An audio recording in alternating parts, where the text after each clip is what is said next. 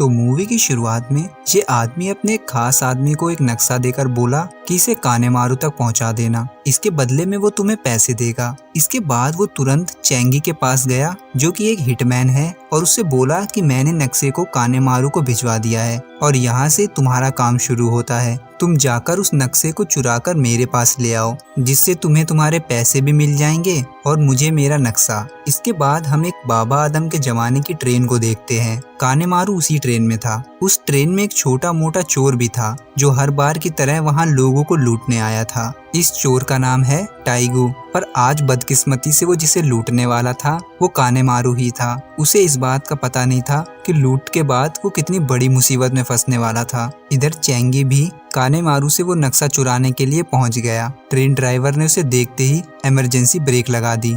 Changi और उसके आदमियों ने पूरी ट्रेन को चारों तरफ से घेर लिया, जिससे सभी लोग अपनी जान बचाकर भागने लगे। ट्रेन में अचानक ब्रेक लगने से बेचारे टाइगो की सबके सामने बेइज्जती हो गई, पर उसे इस हालत में गिरा हुआ किसी ने नहीं देखा सिवाय इस लड़की के, जिसको टाइगू ने एक चांटे में ही शांत कर दिया। टाइगू ने खिड़की से बाहर देखा तो उसे पता चला कि कुछ गुंडों ने ट्रेन पर हमला कर दिया है। उसी ट्रेन में वॉन नाम का एक आदमी भी मौजूद था जो ट्रेन में टाइगू को पकड़ने आया था, क्योंकि टाइगू के सर पर बहुत बड़ा इनाम रखा गया था। टाइगू को जब पता चला कि वो लोग कानेमारू को ही ढूंढ रहे थे, तब उसने कानेमारू के बैग से पैसों के साथ साथ वो नक्शा भी निकाल लिया और वहाँ से चलता बना। टाइगू ने जाने से पहले ट्रेन को स्टार्ट कर दिया था, जिससे सभी का ध्यान कुछ देर के लिए भटक गया। इतनी देर में टाइगू को वहाँ से भागने का मौका मिल गया, पर चैंगी की नज़र उस पर पड़ गई और वो टाइगू पर अंधाधुंध गोलियां चलाने लगा। इधर वॉन को डॉनली ने देख लिया। डॉनली जो कि चैंगी का ही आदमी है।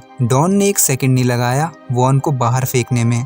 अब बेचारा वॉन खड़ा हुआ और उसने देखा कि टाइगू भाग रहा है, तो वो टाइगू का पीछा करने लगा, पर तभी टाइगू का एक दोस्त वहां पहुंचा और उसे बचाकर अपने साथ ले गया। वहीं पर हम कुछ लुटेरों को देखते हैं जो ये सब होता हुआ दूर से ही देख रहे थे। उन्हें भी उस नक्शे के बारे में पता था और अब उन्हें ये भी पता था कि वो नक्शा टाइगू के पास है। इधर टाइगू और उसका दोस्त अपनी बस्ती में पहुंचकर उस नक्शे को समझने की कोशिश करने लगे। अब उनमें से कोई पढ़ा लिखा नहीं था, इसलिए घंटों तक सोचने के बाद जब उन्हें कुछ समझ नहीं आया तब उन्हें लगा कि ये नक्शा है तो जरूर खजाने का ही होगा। रात में भी टाइगू उस नक्शे के बारे में सोचता रहा, पर उसकी मोटी बुद्धि में कुछ नहीं घुसा। उसी रात वो लुटेरे टाइगू के घर तक पहुंच गए, पर तभी टाइगू नींद से ऐसे जागा जैसे मानो उसने सपने में ही देख लिया हो कि लुटेरे उसके घर आ गए हैं। टाइगू जल्दी भागने के चक्कर में खिड़की से निकलकर अपने पड़ोसी के घर में घुस गया, पर बेचारे टाइगू ने जाकर अपने पड़ोसी के रंग में भंग मिला दिया, जिससे टाइगू को बहुत गालियां पड़ी।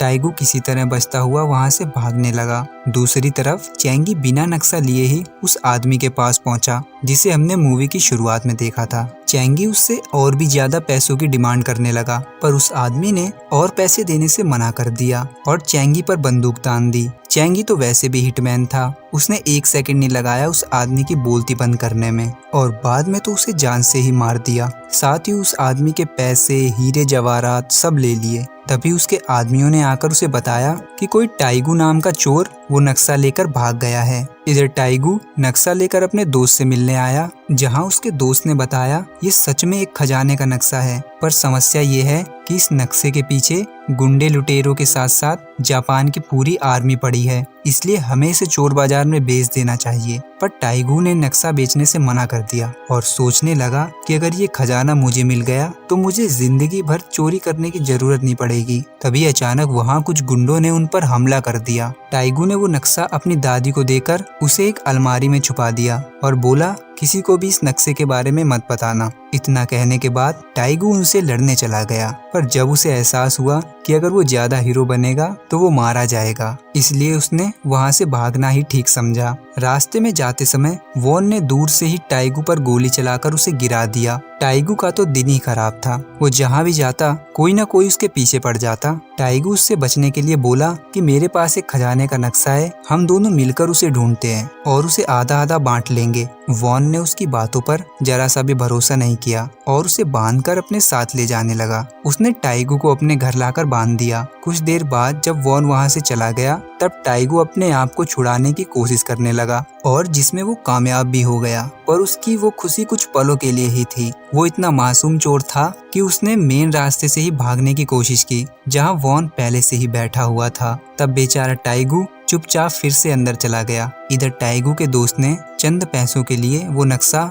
उन लुटेरों को बेच दिया। अगले दिन जब टाइगू वॉन को लेकर अपनी दादी के पास आया तब उसे पता चला कि वो नक्शा उसका दोस्त लेकर चला गया है। तभी टाइगू समझ गया कि वो कहाँ गया होगा। इधर टाइगू के दोस्त को चैंगी ने ढूंढ लिया। चैंगी उससे टाइगू के बारे में पूछने लगा। कुछ भी पता ना चलने पर चैंगी ने उसे बहुत मारा। वो उसे जान से ही मारने वाला था कि तभी वॉन और टाइगू वहाँ सही वक्त पर पहुँच गए। उसका दोस्त इतना ज्यादा जख्मी हो चुका था कि उसका बचना लगभग मुश्किल था। इसलिए टाइगू वॉन के साथ चैंगी से लड़ने चला गया। वहाँ वॉन टाइगू को बलि का बकरा बनाकर उन लोगों को एक एक करके मारने लगा। तभी अचानक टाइगू के सामने डॉनली आ गया। वो तो टाइगू की किस्मत अच्छी थी कि उसे गन मिल गई और उसने डॉन को ही मार दिया, वरना टाइगू का मरना तो तय था। वहाँ वॉन अकेले ही चैंगी के सभी आदमियों पर भारी पड़ रहा था। वॉन का साथ देने के लिए टाइगू वहाँ था, पर उसने तो सस्ते गांजे के नशे जो कर रखे थे उससे कोई काम ठीक से होता ही नहीं था। इसी बीच वहाँ लुटेरों का सरदार आ गया,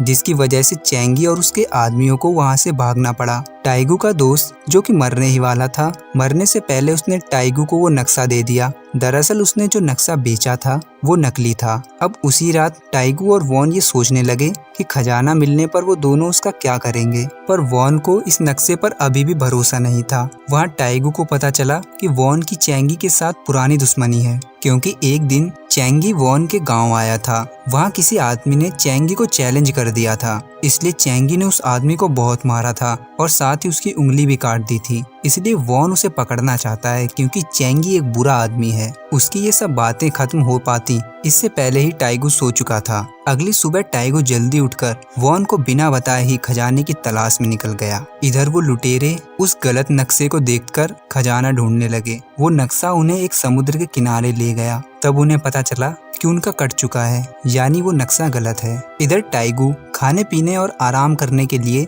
एक होटल में पहुंचा। टाइगू ने अंदर जाकर जब वहां का माहौल देखा तब उसे समझ आ गया कि वो एक ओयो होटल में आया है। टाइगू के पास खजाने का नक्शा है, ये बात सभी को पता थी, यहाँ तक कि उस होटल के मालिक को भी। उसने टाइगू के खाने पीने की चीजों में नशीली दवा मिला दी, जिससे टाइगू तुरंत बेहोश हो गया और उस होटल के मालिक ने जापान के आर्मी कमांडर को फोन करके वहां बुला लिया। कुछ देर बाद जब टाइगू को होश आया तो उसने देखा कि वो एक कैद खाने में है और उसके साथ साथ कुछ बच्चे भी वहां कैद किए गए थे। उनका मासूम चेहरा देखकर टाइगू ने उन्हें बचाने का फैसला किया। टाइगू को लेने के लिए जैसे ही वहां एक आदमी आया, टाइगू ने उस पर जरा सा भी तरस नहीं खाया और उसे कुछ ज्यादा ही दर्दनाक मौत दे दी। इतने में होटल का मालिक भी वहां आ गया, जिसकी तलवारबाजी देखकर टाइगू भी शर्मा गया। इतने में उन बच्चों ने भी बहती गंगा में हाथ धो लिए। टाइगू बच्चों को बचाकर जल्दी वहां से निकल गया। कमांडर जब वहां पहुंचा तो वो होटल के मालिक की ऐसी हालत देखकर बोला, ये कौन सा तरीका है किसी की जान लेने का।